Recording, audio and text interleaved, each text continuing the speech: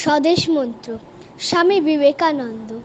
হে ভারত, এই পরানুবাদ, পরানুকরণ, পরমুখপেক্ষা, এই দাসসুলভ দুর্বলতা, এই ঘৃণিত জঘন্য নিষ্ঠুরতা এইমাত্র সম্বলে তুমি উচ্ছাদিকা লাভ করিবে। এই লজ্জাকর কাপুরুষতা সহায় তুমি বীরভোগ্যা স্বাধীনতা লাভ করিবে। হে ভারত, ভুলিও না তোমার নারী জাতির আদর্শ, সীতা, সাবিত্রী, দময়ন্তী। ভুলিও না তোমার উপাস্য উমানাথ, সর্বত্যাগী শঙ্কর। ভুলিও না তোমার বিবাহ, তোমার ধন, তোমার জীবন ইন্দ্রিয় সুখে, নিজের ব্যক্তিগত সুখের জন্য নহে। ভুলিও না তুমি জন্ম হইতেই মায়ের জন্য বলি প্রদত্ত। ভুলিও না তোমার সমাজ সে বিরাট মহামায়ার ছায়ামাত্র। ভুলিও না নিজ জাতি, মূর্খ, দরিদ্র, অজ্ঞ, মুচি, ম্যাথর তোমার রক্ত, তোমার ভাই। হে বীর, সাহস অবলম্বন করো, সদর্পে ডাকিয়া বলো, ভারতবাসী আমার ভাই, ভারতবাসী আমার প্রাণ, ভারতের দেবদেবী আমার ঈশ্বর, ভারতের সমাজ আমার শিশুসজ্জা, আমার যৌবনের উপবন, আমার বার্ধক্যের বারাণসী। বলো ভাই, ভারতের মৃত্তিকা আমার স্বর্গ, ভারতের কল্যাণ আমার কল্যাণ। আর বলো দিনরাত, হে গৌরীনাথ, হে জগদম্বে, আমায় মনুষ্যত্ব দাও। মা, আমার দুর্বলতা, কাপুরুষতা দূর করো, আমায় মানুষ করো। তাহলে স্বামীজি তার স্বদেশ মন্ত্রে কি প্রার্থনা করতে বললেন? বললেন শেষে, মা, আমার দুর্বলতা দূর করো, আমার কাপুরুষতা দূর করো, আমায় মানুষ করো। মানুষ করো মানে মানুষ কাকে বলে? আমরা কি মানুষ? মানুষ তো, তাহলে আবার মানুষ করবে কেন? মানুষ করা বলতে কি বুঝছি?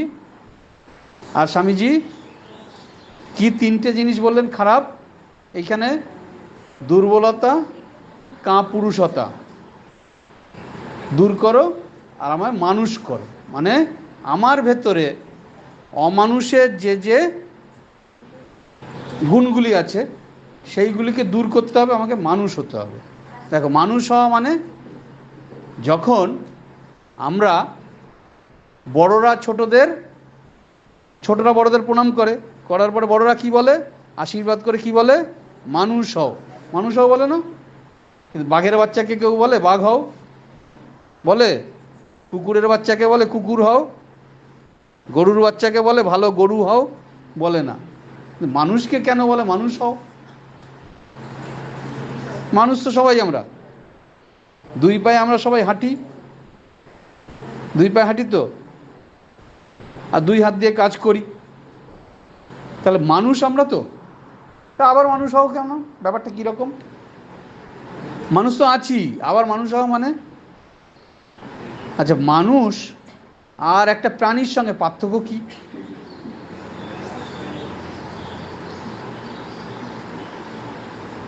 মানুষ আর প্রাণীর সঙ্গে পার্থক্য কি? ধরো একটা গরু বা একটা কুকুর বা বাঘ, সিংহ, বিড়াল, এই প্রাণীগুলি আছে তো, এদের সঙ্গে মানুষের পার্থক্য কি? দেখো, এরা সবাই চার হাত পায়ে হাঁটে, দৌড়ায়, যা কিছু করে, আর মানুষ দুটো পায়ে হাঁটে। তা দুটো হাত তার বেশি আছে, দুটো হাত বেশি পেয়ে সে কী করতে পারে? ওরা যেটা পারে না সেটা মানুষ পারে। তাহলে কে বেশি এগিয়ে? মানুষ বেশি এগিয়ে। আর মানুষের কি আছে? মানুষও খিদে পেলে খায়, হ্যাঁ, মানুষও ছোট থেকে বড় হয়। মানুষের মানে ছোটরা যখন বড় হয়, বড়রা আবার বিয়ে করে, তখন তাদের ছেলে মেয়ে হয়, বংশবৃদ্ধি হয়, অন্য প্রাণীদেরও হয়। তাহলে মানুষও খাওয়া দাওয়া করে, মানুষও ছোট থেকে বড় হয়, মানুষও অন্য প্রাণীদের মতো বংশবৃদ্ধি করে। তাহলে ওদের মধ্যে আমাদের পার্থক্য কী? মানুষের সঙ্গে অন্য প্রাণীর পার্থক্য কী? পার্থক্য হচ্ছে মানুষের এই যে মস্তিষ্ক আছে, এই মস্তিষ্কে সে আলাদা করে বুদ্ধি করে ভাবতে পারে, চিন্তা করতে পারে, কিন্তু অন্য প্রাণীরা পারে না। যেমন ধরো একটা জায়গায় 4-5টা কুকুর আছে, সেই কুকুরদের মধ্যে তুমি একটা রুটি ফেলে দিলে, সে একটা রুটি খাওয়ার জন্য কি করবে? 4-5টা কুকুর মিলে মারপিট করবে, কামড়াকামড়ি করবে। কিন্তু 5টা মানুষ আছে, তার মধ্যে যদি একটা আম পড়ে গাছ থেকে, সে আমটা খাওয়ার জন্য কি 4-5 জন মারপিট করবে? করবে না। তাহলে এই কুকুরদের সঙ্গে মানুষের পার্থক্য কী হলো? পার্থক্য হলো হচ্ছে কুকুররা ভাবনা চিন্তা করতে পারে না যে এটা আমি করব কি করব না, এটা করা ভালো না খারাপ, কিন্তু মানুষ ভাবনা চিন্তা করতে পারে। বুঝতে পারলে? তাহলে মানুষের সঙ্গে অন্য যে কোনো পশুর পার্থক্য হচ্ছে এইটা। আমরা যখন ছোট থাকি, ছোটরা বেশি ভাবনা চিন্তা করতে পারে না, পারে? তাই ছোট বাচ্চাটাকে বড়রা আশীর্বাদ করে, তুমি মানুষ হও। মানুষ হও মানে তুমি ভাবনা চিন্তা করতে পারো। আর কি পারো? ছোট বাচ্চা ছেলে, সে কি হাত দিয়ে নানান রকম কাজকর্ম করতে পারে? পারে না। তাকে এই যে আশীর্বাদ করলো, মানুষ হও মানে তুমি এই যে তোমার 2টো হাত পেয়েছো, তারপরে পশুদের থেকে বেশি পেয়েছো কি? বুদ্ধি পেয়েছো। এই বুদ্ধি কাজে লাগিয়ে আর 2টো হাত কাজে লাগিয়ে তুমি জীবনে অনেক বড় হও। এই জীবনে অনেক বড় হওয়াটাই হচ্ছে মানুষ হওয়া। বোঝা গেল? তাহলে স্বামীজি বলছেন আমাদের প্রার্থনা থাকবে কি? মা আমার দুর্বলতা দূর করো, কাপুরুষতা দূর করো, আমায় মানুষ করো। কার কাছে প্রার্থনা করব? মায়ের কাছে। মা কে? মা সারদা দেবী। মা সারদা দেবী তো শুধু কি ফটোতে? তার কোথায় আছে মা? আমরা যত বড় হব তত বুঝতে পারবো যে তোমার মা, আমার মা, এই যে সবার মা, সবার মায়ের মধ্যেই সেই এক মাই আছে। সেই মাই কখনো মা দুর্গা, কখনো মা কালী, কখনো মা সারদা। আসলে কিন্তু এই মা দুর্গা বলছি, মা কালী বলছি, মা সারদা বলছি, মা লক্ষ্মী বলছি, মা সরস্বতী বলছি, বা আমাদের ভারত মা, ভারত মাতা যে আমাদের দেশ মা, সেও মা। এরা কিন্তু আসলে আলাদা কেউ না, সব আসলে এক মা, এক মাই। বুঝতে পেরেছ? আবার এই মাই যখন আবার পিতা রূপে আমাদের কাছে আসে, তখনই তাকে কখনো দেখি শিব রূপে, কখনো দেখি কৃষ্ণ রূপে, এরকম আমরা দেখি। কিন্তু আসলে যত আমরা বড় হব, জানবো, দেখব, সে আসলে এক।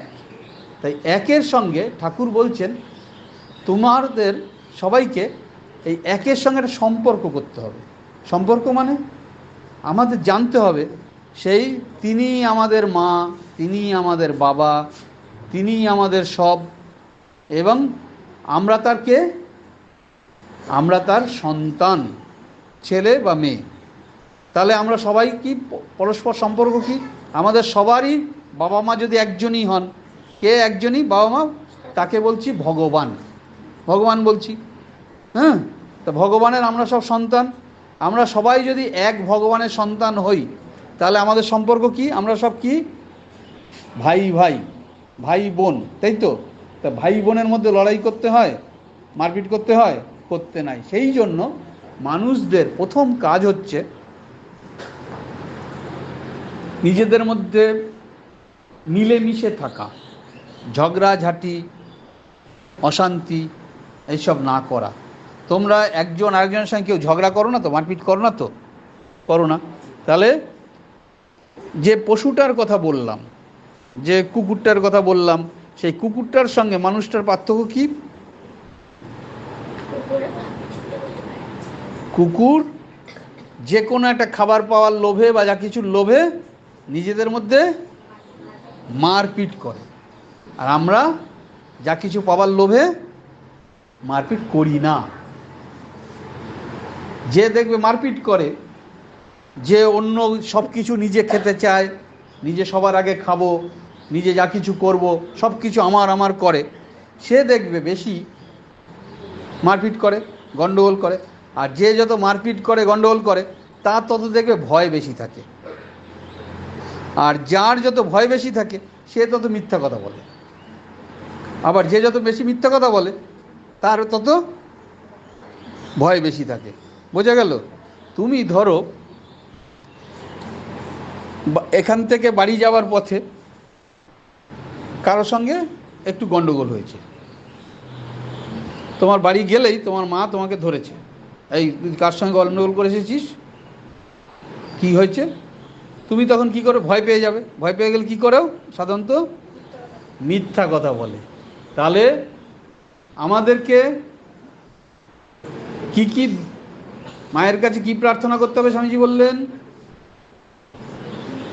মা আমার দুর্বলতা দূর করো, কাপুরুষতা দূর করো, মা আমায় মানুষ করো। দুর্বলতা দূর করা মানে যা কিছু করলে আমার ভয় হয় সেটা করব না। তা ভয় দূর করতে গেলে কি করতে হবে? মিথ্যা কথা বলা ত্যাগ করতে হবে। আমরা তো আসলে কেউ মিথ্যা কথা বলি না। তা আমরা সবসময় তাহলে কি করব? সত্যকে, সেই ঠাকুরের কথা আসলো, সত্যই কলির তপস্যা। আর আমরা যদি সত্যকে সবসময় ধরে থাকি তাহলে কি হবে? আমাদের ভেতরে কোনো দুর্বলতা আসবে না, আমাদের মধ্যে কোনো কাপুরুষতা আসবে না, আমরা তখনই মানুষ হতে পারবো। তাহলে আমাদের একটাই করণীয় কি? এতক্ষণ ধরে সত্যকে ধরে থাকা। সত্যকে ধরে থাকা ব্যাপারটা কেমন? কোনো অবস্থাতে যত রকম বিপদ আসুক, যত ভয় আসুক, যা কিছু আসুক, কোনো কিছুতেই আমাকে যদি কেউ মেরেও ফেলে তবু আমি সত্য কথা বলবো, যেটা সত্য সেটা বলবো, মিথ্যার পথে যাব না। সেটা আমাদের কে শেখালেন? ক্ষুদিরাম চট্টোপাধ্যায়। দেখো, জমিদারের বিরুদ্ধে লড়াই করে কোনো অবস্থাতে তিনি মিথ্যা কথা বললেন না। বুঝতে পারলে? একটা গল্প শোনো তাহলে, যে আমরা যদি যত খারাপ হই ধরো, কিন্তু যদি আমরা সবসময় সত্য কথা বলি, সত্যকে ধরে থাকি, তাহলে আসলে আমরা খারাপ হব না, আর আমরা আসলে ভগবানের পথেই যাব। কীরকম দেখো গল্পটা। এক গ্রামের হঠাৎ খবর হলো যে বনের ধারে একজন সাধু এসছে। সাধু চেনো তো তোমরা? সাধু দেখেছো? কোথায় দেখেছো? সাধুরা কেমন কাপড় পরে? কী রঙের কাপড় পরে? হ্যাঁ, গেরুয়া রঙের কাপড় পরে, তাই তো? একজন সাধু এসছে। সাধু তিনি সব সময় ধ্যান করেন, আর তাকে দেখবার জন্য গ্রামের অনেক লোক এসে গেছে, যে ভালো সাধু এসছেন একজন, তাকে দেখতে যাই। তা সবাই গেছেন। এবার সাধু যখন ধ্যান ভেঙেছেন তখন সবাই তার কাছে গাছের ফল টল সব নিয়ে গেছে। কেউ আম নিয়ে গেছে, কেউ কাঁঠাল নিয়ে গেছে, কেউ লাউ নিয়ে গেছে, কুমড়ো নিয়ে এসব নিয়ে গেছে। নিয়ে টিয়ে গিয়ে সাধুর পায়ের কাছে দিয়ে সবাই বলছেন, মহারাজ আমার এই সমস্যা, এরকম সবাই তার সমস্যার কথা বলছেন। আর সবাইকে সাধু যা যা বলছেন সবাই সেরকম চলছে, আর সবারই সমস্যার সমাধান হয়ে যাচ্ছে। সাধু যেটা বলবে সেই কথা যদি সবাই মেনে চলে ঠিক মতো, তাহলে তার যত সমস্যাই থাকুক সমাধান হয়ে যায়। তাই দেখে একজন চোর, ওই গ্রামে একজন চোর ছিল, সে চোর একদিন সাধুর কাছে গেছে, গিয়ে বলছে, মহারাজ আমাকে আশীর্বাদ করতে হবে। বলছে, তোমাকে আশীর্বাদ করব? তুমি কি করো? বলছে, আমি একজন চোর, আমাকে আশীর্বাদ করতে হবে যেন আমি চুরি করে ধরা না পড়ি কখনো। ধরা পড়লে তো মেরে আমাকে একদম মেরে কি করবে? মেরেই ফেলবে। তা আমি যেন ধরা না পড়ি, আমাকে এই আশীর্বাদ করতে হবে। আপনি মহারাজ যা বলবেন তাই হবে, আমি জানি। আপনি যাকে যা আশীর্বাদ করেছেন তার তাই হয়েছে। অমুকের ছেলেটা মরে যাচ্ছিল, তাকে আশীর্বাদ করেছেন প্রায় মরে যাচ্ছিল ছেলেটা, সে বেঁচে উঠেছে। অতএব আপনার মুখের কথা হবেই, আপনি আমাকে আশীর্বাদ করুন যে আমি চুরি করে যেন ধরা না পড়ি। দাদু বলে, এ তো বিরাট বিপদে পড়লাম, এই কী সমস্যা রে বাবা, তুই চুরি করবি আর আমি তোকে আশীর্বাদ করব? এটা হতে পারে? চোরকে কোনো ভালো মানুষ আশীর্বাদ করে যে যা তুই যত খুশি চুরি করবি, তুই ধরা পড়বি না? চুরি করা কি ভালো কাজ? তুই লোকের বাড়ি চুরি করবি, তার ক্ষতি হবে, আর আমি তোকে আশীর্বাদ করব যে না চুরি করে ধরা পড়বি না? না, আপনাকে আশীর্বাদ করতেই হবে যাতে আমি ধরা না পড়ি। এই আপনার পায়ে পড়ে গেলাম, আমি পা ছাড়বো না, পায়ে পড়ে গেল, আর সে উঠছে না। চোর সে কান্নাকাটি শুরু করে দিয়েছে, মহারাজ আমায় আশীর্বাদ করুন, আমি খুব গরিব, আমি চুরি করেই খাই, আমি আর কি করব, আর কোনো কাজ শিখিনি, চুরি করি, ছোটোবেলার থেকে সে চুরি করি, আমার বাবাও চোর ছিল, তার কাছ থেকে আমি চুরি করা শিখেছি, তাই চুরি করি খাই, তা আপনাকে আমার আশীর্বাদ করতে হবে। বলছে এ তো ঝামেলায় পড়লাম, যা, তবে তোকে একটা কথা বলছি, তুই যদি আমার কথাটা শুনিস তাহলে তুই কোনোদিন ধরা পড়বি না, যা, তুই শুনবি বল? হ্যাঁ আমি শুনবো, আপনি যা বলবেন আমি শুনবো। ঠিক আছে, তুই চুরি করছিস কর, কিন্তু তোকে কথা দিতে হবে তুই কোনো অবস্থাতেই মিথ্যা কথা বলবি না। বলছে এটা কেমন হলো মহারাজ? আমি ধরুন ধরা পড়লাম, ধরা পড়ে যদি আমি মিথ্যা কথা না বলি আমি পালাবো কি করে? বলছে না, তুই পারবি কি পারবি না বল? তুই কোনো অবস্থাতেই মিথ্যা কথা বলবি না, তোকে যদি মেরেও ফেলে, মেরে ফেলার ভয় হয়, তাও মিথ্যা কথা বলবি না, তুই যদি পারবি বল।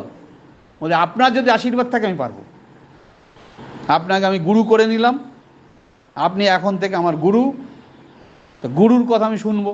তা আপনি যখন আশীর্বাদ করেছেন তাহলে আমার চোর হলো কি, সে ভক্ত আছে, সে বলল যে আপনি যখন আমাকে আশীর্বাদ করেছেন আমার কোনো ভয় নেই,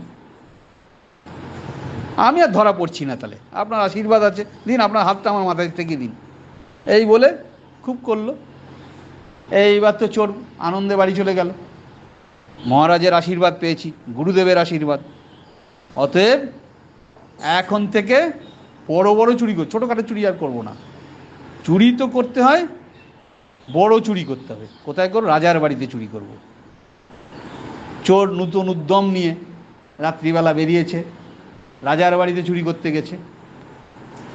শুনেছে রাজার বাড়িতে মণি আছে, দামি দামি মণি আছে, মণি মানে হীরা, একটার দামি হয়তো 5 কোটি টাকা, একটা হীরার দামই হয়তো 5 কোটি টাকা, ঠিক আছে? রাজার বাড়িতে হীরা আছে, তা সেই হীরাটা যদি আমি চুরি করতে পারি তা সারা জীবনই বসে বসে খেতে পারবো, আর বারবার চুরি করার কী দরকার? চুরি করা তো কষ্টের ব্যাপার। গেছে চুরি করতে, চুরি করতে গিয়ে দেখে রাত্রিবেলা, আরে বাবা, আর একজনকে রাজার বাড়ির সামনে ঘুরছে, সে দূর থেকে জিজ্ঞাসা করছে, এই চোরকে জিজ্ঞাসা করে, এই কে কে তুই ওখানে? এবার গুরুদেবের কাছে বলে দিয়েছে মিথ্যে কথা বলতে পারবো না, তো কি বলবে এখন? চোর কি বলবে? আমি চোর বলবে? তা না বললে তো মিথ্যে কথা বলা হলো। তখন আরে বাবা, আসলাম চুরি করতে, চুরি করতে ঢোকার আগেই আরেকজন দেখে ফেললো, আবার জিজ্ঞাসা করছে কে? মিথ্যা কথা যদি বলি তাহলে তো গুরুদেবের কথা শোনা হবে না। ঠিক আছে, গুরুদেবের আশীর্বাদ যখন আছে সত্যি কথাই বলে দিই। ও বলে আমি চোর। উল্টো দিক দিয়ে সে বলছে, আরে বাবা, কোনো চোর তো কখনো বলে না আমি চোর, তুই আবার কিরকম চোর রে? বলছে না আমি চোর। তো কি চুরি করবি? কি চুরি করবি? না এই রাজার বাড়িতে ঢুকবো, রাজার বাড়িতে শুনছি মণি আছে, ওই মণি চুরি করব। বলছে তাই? আরে শোন, আমিও তো চোর, আমি জানি রাজার ঘরে কোন জায়গায় মণি আছে, আর কোন দিক দিয়ে শীত কাটলে, শীত কাটা জানিস তো? শীত কাটা কে জানিস? কোন দিক দিয়ে শীত কাটলে ঠিক রাজার ঘরে ঢোকা যাবে আমি জানি। শীত কাটা মানে হচ্ছে রাজার ঘরের তলা দিয়ে মাটি দিয়ে গর্ত করে খুঁড়ে একদম গিয়ে ঘরের মধ্যে গিয়ে ওঠা, ওটাকে বলে শীত কাটা। বুঝলি? রাজা ওই ঘরটায় থাকে, আর ওই ঘরে অমুক জায়গায় মণি আছে, আর এইখান থেকে এইভাবে গর্ত করে ঢুকলে ওই ঘরে যাওয়া যাবে, কিন্তু একটা শর্ত আছে, আমি কিন্তু ঢুকবো না। কে বললো? ওই দ্বিতীয় চোরটা। বোঝা গেল? যে বলে দিল এই প্রথম চোরকে যে কীভাবে যেতে হবে, যা এইভাবে যা, গর্ত কর, যদি ধরা পড়বি তো তুই মরবি, আমার কি। কিন্তু কথা হচ্ছে যা পাবি অর্ধেক তোর অর্ধেক আমার। দেখো, এ কষ্ট করবে, সব কিছু করবে, ধরা পড়লে এই মরবে, একে তবু যেতে হবে। কারণ হচ্ছে ও তো জানতো না কোথা থেকে শীত কাটতে হবে, কী করতে জানতো না। ঠিক আছে, এবার ও গর্ত কেটে ঠিক রাজার ঘরে চলে গেল। রাজার ঘরে গিয়ে খুঁজে খুঁজে সে মণি কোথায় আছে দেখলো, ওইখানে গিয়ে দেখে 3টে মণি আছে। এবার ও ভাবলো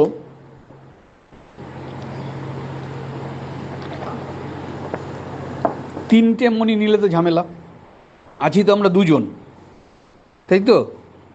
3টেকে ভাগ করবো কেমন করে? ও তার কাটা যাবে না। ঠিক আছে, ঝামেলার দরকার নেই, একটা থাক, 2টো নিয়ে যাই, দুজন আছি, ওকে একটা দেব, আমার একটা থাকবে। এই বলে 2টো মণি নিয়ে চলে এলো। আসার পরে এই চোর বন্ধুকে একটা মণি দিয়ে দিল, আর একটা মণি নিয়ে বাড়ি চলে গেল। দেখলে একটা মণিতেই আমি যা পেয়েছি কয়েক কোটি টাকা হয়ে যাবে, আর আমার সারা জীবনে চুরি করতে হবে না।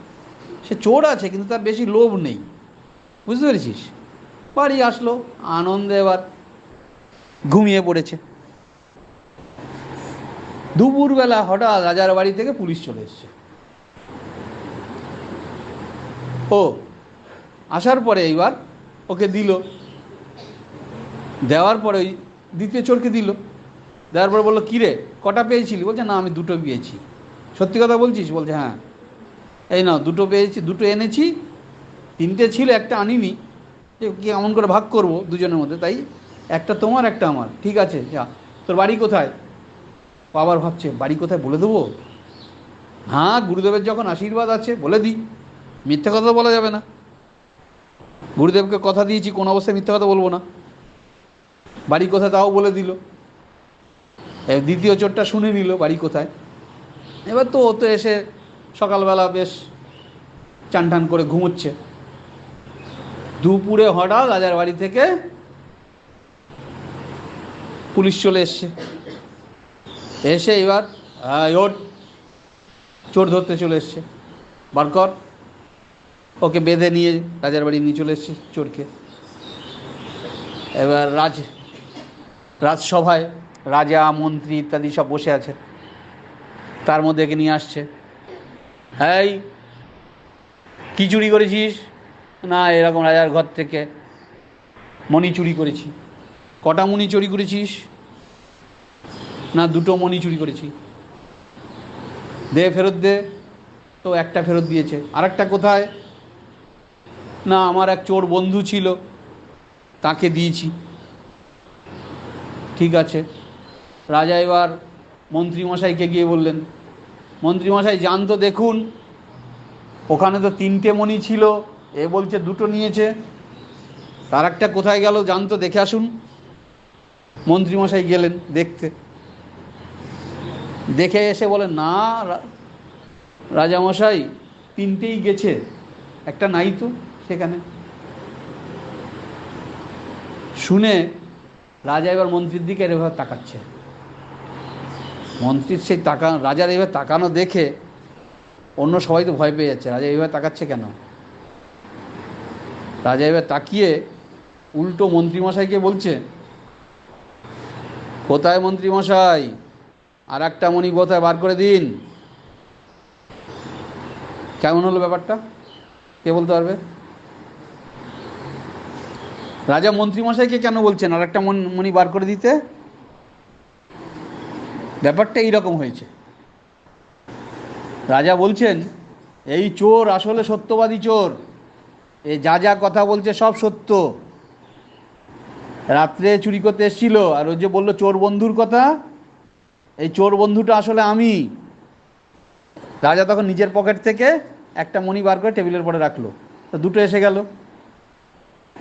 আসলে আমি রাত্রিবেলা ছদ্মবেশে বেরিয়েছিলাম বাড়ির চারপাশ ঘুরে দেখতে, তখন ওর সঙ্গে দেখা হয়, ও পরিচয় দেয় যে ও চোর, আমিও বলি আমি চোর, আর ওর ভাগেরটা আমাকেই দিয়ে গেছে। মানে রাজা নিজেই চুরি করিয়েছে সত্যবাদী চোরকে দিয়ে, আর মন্ত্রীকে পাঠিয়েছে যে যান আর একটা দেখে আসুন আছে না গেছে। রাজা তো আসলে সব জানে। এইবার মন্ত্রী এসে গিয়ে দেখছে না, একটা আছে তখনও। মন্ত্রী ভাবলো রাজাকে যদি গিয়ে বলি না তিনটেই চুরি হয়ে গেছে, তা রাজা বিশ্বাস করবে, চোরকে ধরেই পেটাবে, আমি আর একটা পকেটে রেখে দিই। মন্ত্রী একটা পকেটে রাখা মানে কয়েক কোটি টাকার ব্যাপার। মন্ত্রী দেখলো বেশ বড় লোক হয়ে যাব। যেমন এখন ওই যে ব্যাংক ডাকাতিগুলো হয় না, ব্যাংক ডাকাতি জানিস, ধর কোনো ব্যাংকে ডাকাতি হয়েছে, সেই ব্যাংকে টাকা ছিল হয়তো ধর 50 লাখ, আর ডাকাতি হয়েছে বা 5 কোটি টাকা হয়তো সেদিন ছিল ব্যাংকে, 5 কোটি টাকা ছিল। আর ব্যাংকে যখন ডাকাত পড়েছে তখন ডাকাতরা হয়তো ম্যানেজারকে আর অন্যান্য সবাইকে বেঁধে রেখে ডাকাতি করে চলে গেছে। ডাকাতরা নিয়ে গেছে হয়তো 50 লাখ, আর কত বাকি রইল টাকা ব্যাংকে? 5 কোটি থেকে 50 লাখ চলে গেলে 4.5 কোটি, 4.5 কোটি রয়ে গেল। এবার ম্যানেজার দেখলো আরে ওরা তো মাত্র 50 লাখ নিয়ে গেছে, আর বাকিটার খবর পায়নি, কিন্তু ম্যানেজার ঘোষণা করে দিল বাকি টাকা সরিয়ে তার বাড়িতে পাঠিয়ে দিল। দিয়ে যখন পুলিশ আসলো, পুলিশকে বলল যে না সব টাকাই চুরি হয়ে গেছে। কত ছিল? না 5 কোটি টাকা ছিল, বাকি 4.5 কোটি কোথায় গেল? কোথায় গেল? ম্যানেজারের পকেটে চলে গেল। বোঝা গেল? তো চুরি করাতে কার লাভ হলো? ব্যাংকে চুরি হওয়াতে কার লাভ হলো? ম্যানেজারের লাভ হলো, আর তার লোকজনের লাভ হলো। তাই ম্যানেজাররা মাঝে মাঝে চায় যে একটু চুরি টুরি হোক, এখানেও সেই রকম হলো। বুঝতে পেরেছিস? মন্ত্রী দেখলো আরে এই সুযোগে আমার তো একটা হয়ে গেল, কিন্তু রাজা তো সব জানেন আসল ব্যাপারটা। রাজা এবার এরকম যেই তাকিয়েছে, মন্ত্রীর তো কাজ হয়ে গেছে। রাজা বলছেন যে ও যা বলছে সব সত্য, ওর সেই চোর বন্ধু আসলে আমি। এই আর একটা মণি আমি বার করে দিলাম, দুটো হয়ে গেল, আর একটা আপনার পকেটে আছে মন্ত্রীমশাই, বার করুন। মন্ত্রীমশাই তো ভয়ে হয়ে গেছে কাজ, তাড়াতাড়ি করে মণিটা বার করে দিয়েছে। এইবার সব মিলে বলল, কি বলল রাজসভার সব, যে রাজা মশাই এই মন্ত্রীকে এক্ষুনি তাড়িয়ে দিন, আর ওই চোরকে দেশের মন্ত্রী করে দিন, দেশের মন্ত্রী করে দিন। দেখ, চুরি করতে গিয়ে মন্ত্রী হয়ে গেল, আর মন্ত্রী যে সে চোর হয়ে গেল। এইবার তাহলে চোর তার কোন গুণের জন্য সে হলো? সত্যকে ধরে থাকার জন্য। বোঝা গেল? কিন্তু তাহলে চোর এবার মন্ত্রী হয়ে যাবে, ব্যাপারটা বেশ ভালোই হলো তো। কিন্তু একটু পরেই দেখা গেল সেই গুরুদেব চলে এলেন। গুরুদেব যেই চলে এলেন, গুরুদেবকে দেখে সেই চোর বলল যে চলুন গুরুদেব, আমরা আর এখানে থাকবো না, আমি আপনার সঙ্গে চলে যাব, আমিও মহারাজ হয়ে যাব। তো চোরও সাধু হয়ে গেল, সব কিছু ছেড়ে ছুড়ে দিয়ে। বোঝা গেল? তাহলে এই হচ্ছে, সত্যকে যদি আমরা ধরে থাকি তাহলে সব কিছুই পাবো। ভালো লাগলো? ঠিক আছে, আজ এই পর্যন্ত।